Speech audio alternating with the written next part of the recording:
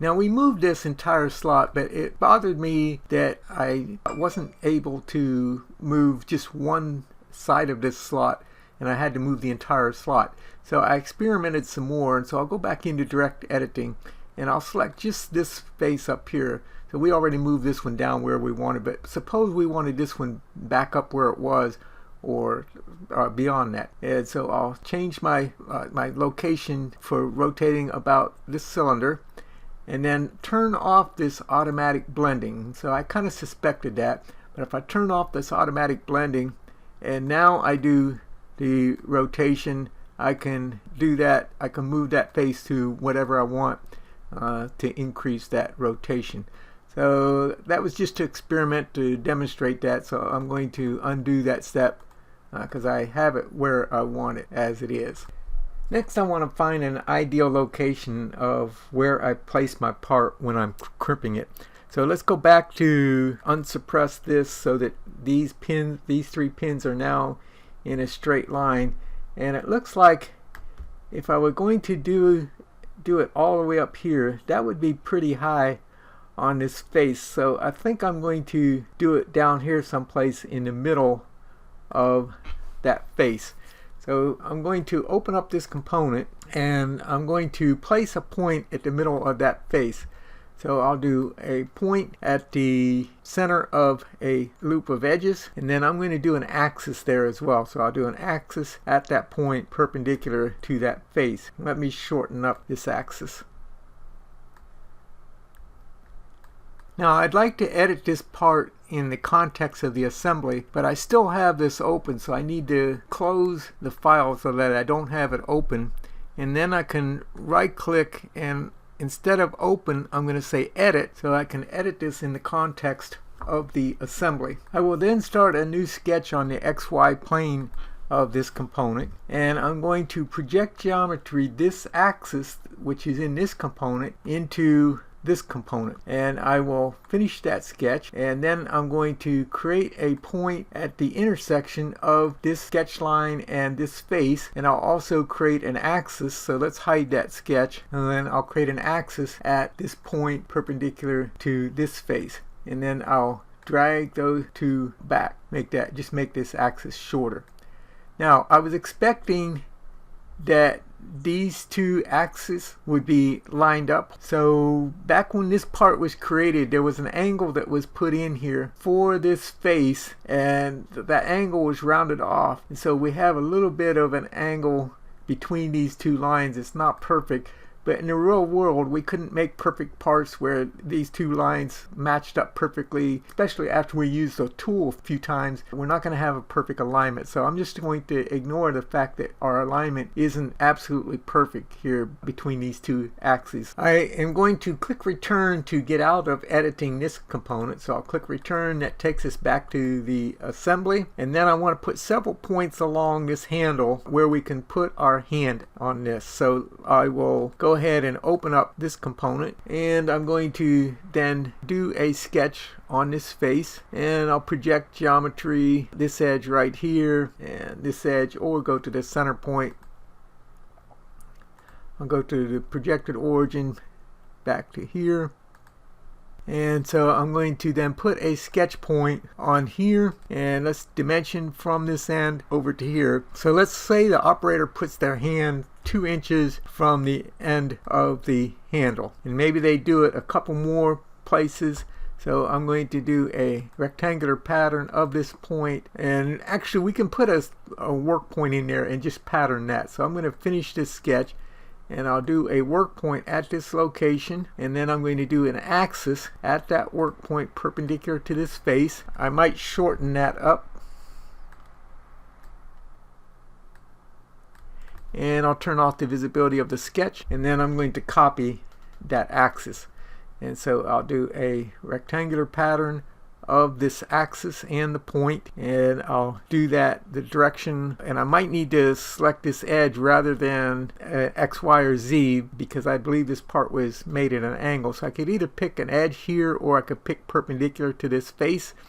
Let's just pick an edge, and I want to flip that direction to go the other way, and I'm going to say let's do 3 copies and we'll do those. Let's look at 2 inches apart. So that's going to put one of them way up here, so that's too close. Let's do 1.5. And so if they put their hand here, or they put their hand here, or they put their hand here. So we'll say okay to that, and we'll save this. We'll go back to the assembly. Alright, so we're going to apply a force either here or here or here, and we need to know the unknown force at this location. So I'm going to update whenever you see the active lightning bolt update, and then I'll leave this. I'm trying to decide whether I want to leave this in section view. I'm going to leave section view for now. I'm going to leave the 2 handles, or at least one of the covers, turned off for now, so that we can put the force at this location. We could turn one of the covers on, and we could probably get those points right through the other cover, but we'll just leave that off for now.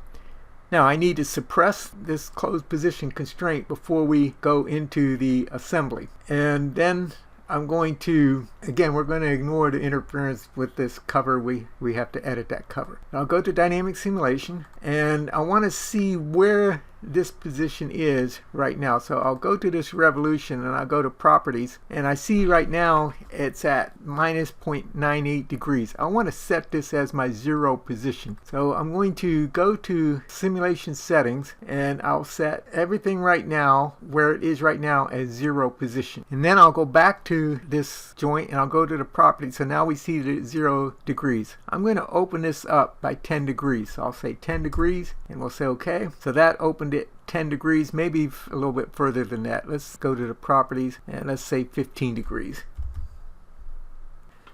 And hopefully I didn't open that up where there's an interference up here at the top.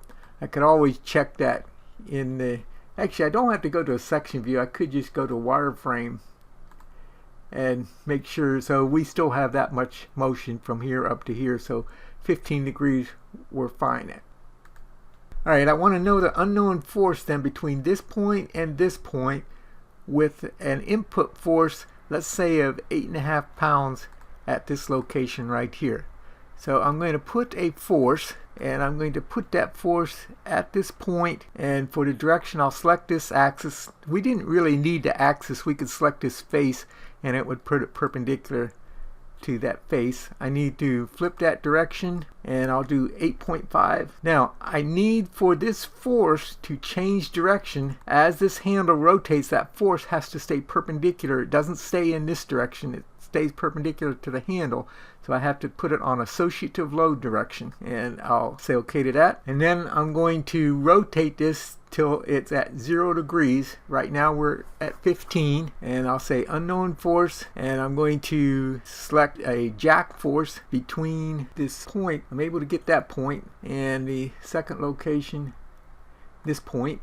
I want that relative to revolution 1. The revolution 1 is this joint.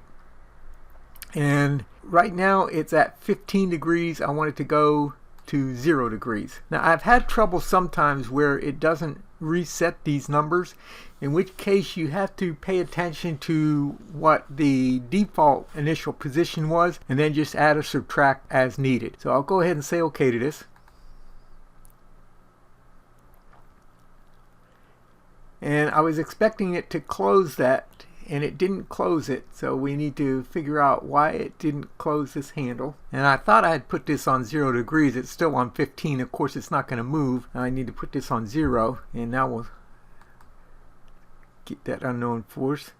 And so it'll go up until there's a straight line across there. And so there's where it, remember there was a slight offset when we started, and so it's now seeing 0 as other than that offset, so we're going to have to go that offset distance as well. So I noticed when I was in dynamic simulation that when I ran the unknown force, and I had set it to 0 degrees being straight across here, and then we reset that, but I noticed that when I did this, it didn't go back to the position that I wanted to be 0 with these 3 pins straight across from each other. And I've seen this issue happen in the past, and I was tempted to just go back to the beginning and re-record everything, but this is likely to happen to you too. So I decided to leave this into the recording, and we'll go back and make some adjustments. So I'm going to go back to the assembly environment, and I'm going to set my home position. So I'll unsuppress this constraint. So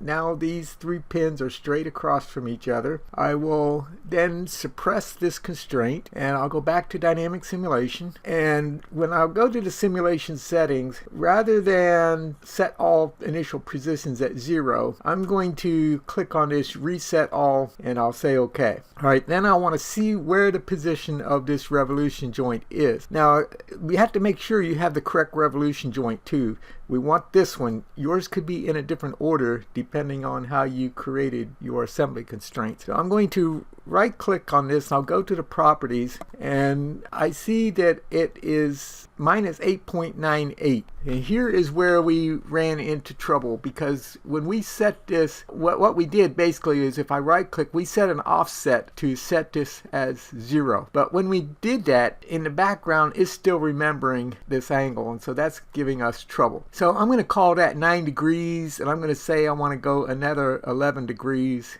beyond that. But I'm going to record that for myself, minus 0.898, or we might just put this on the clipboard, and so I'll Control C to copy that to the clipboard. So then we're going to change this, go to the properties, and so I want to then rotate this 20, and we'll hit the tab key.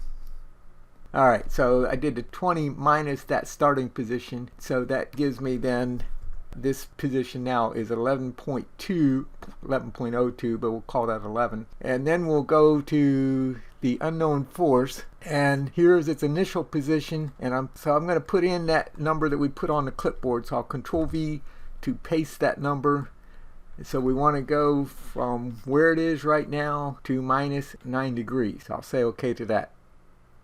And we'll see it goes up, and it goes to where these 3 pins are straight across from each other. Alright, now notice that there is a spike here where all of a sudden the amount of force increases dramatically, and if we were to go past that point where this is straight across from here, then that force drops. But let's look at this where this force increases dramatically all of a sudden. And also on the x-axis we have the step number, and it might make more sense to have the distance between here, have this graph relative to the distance. And so let's set this up to put the distance on this x-axis. So I'm going to rewind, go back to construction. I'll close the output grapher for a moment, and then we will go to put a trace onto here and to here. So I'm going to do trace, and I'm going to select this point right here, and I want that relative to the ground. And I want to calculate that trajectory of where this moves. We don't need to see the visibility of it, so I can turn off the visibility, or we could leave it on. It's just going to draw a short little arc here as that moves. I'll say apply to that, and then I'm going to create another trace at this point. Now this point doesn't move, but we need that grounded position, and I want to calculate that trajectory. I'll say OK to that, and then I need to run the unknown force at least once. So it runs the unknown force, and so now down here I have 2 traces that we can use to calculate the distance between those 2 points. And so I have a trace 1 and a trace 2 that we can use to calculate that distance between those 2 points. So we need to bring in the distance formula. So I'm going to create a new curve, and I'm going to call this Crimp distance. And I opened up the distance formula in Notepad. I'll put a link to this in the description so that you can get this formula. I'll Control C to copy that formula, and then I'll Control V to paste that formula in for the distance between these 2 points.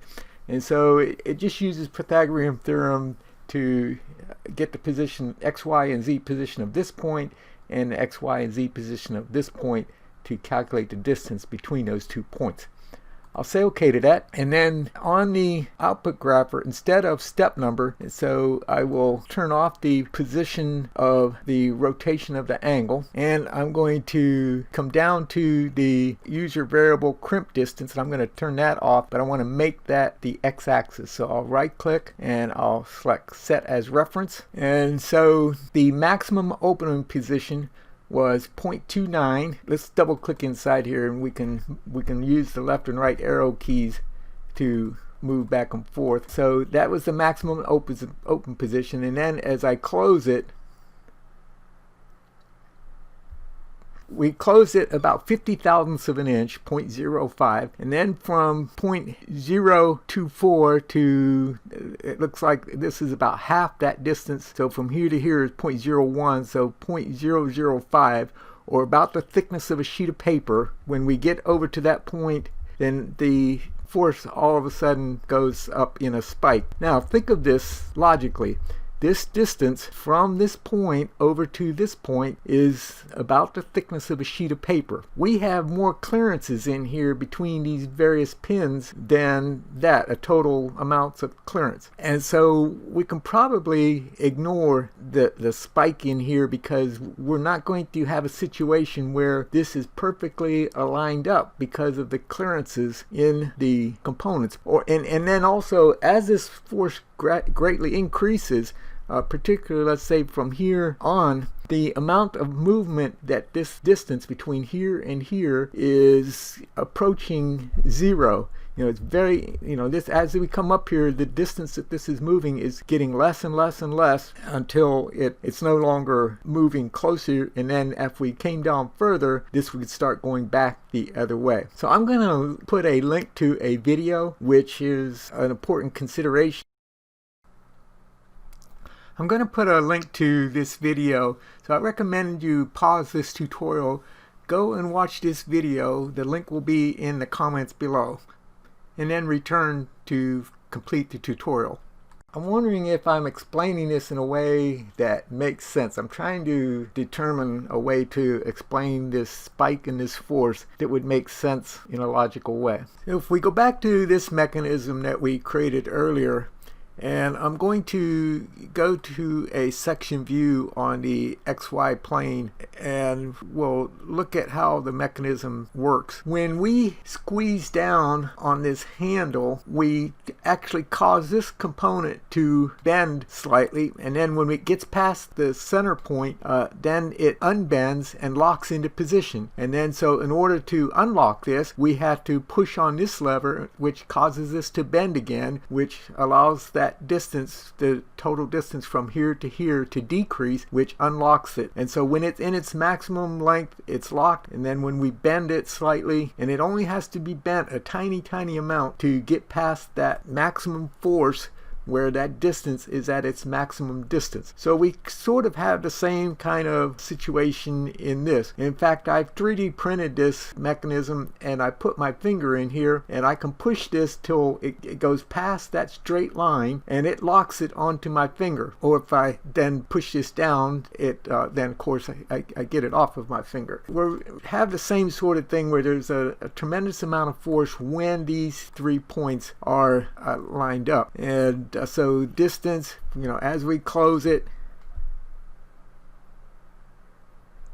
if we look at the force about here, so if we're putting in 8.5 pounds here, squeezing with our hand, and then we have our output force here of about 330 pounds, and then as I go closing it more, that force increases, and then we start to get that spike, but the distance that it's moving is almost zero. It's moving very little distance at all. And then we also though have the clearances between these components, so we're not necessarily getting that perfect lineup going across here. There'll be a little bit of adjustment as the parts realign themselves.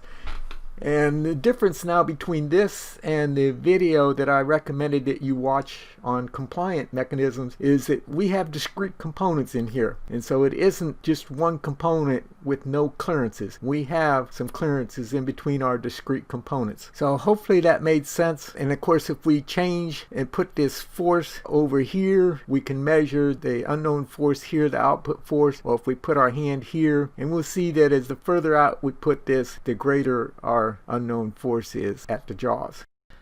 Experiment by running your analysis with hand position at 3 different positions. And if you're interested in the mathematics, you may want to purchase the book Machine Design by Robert L. Norton. And I'll put a link to that in the description or comments below as well.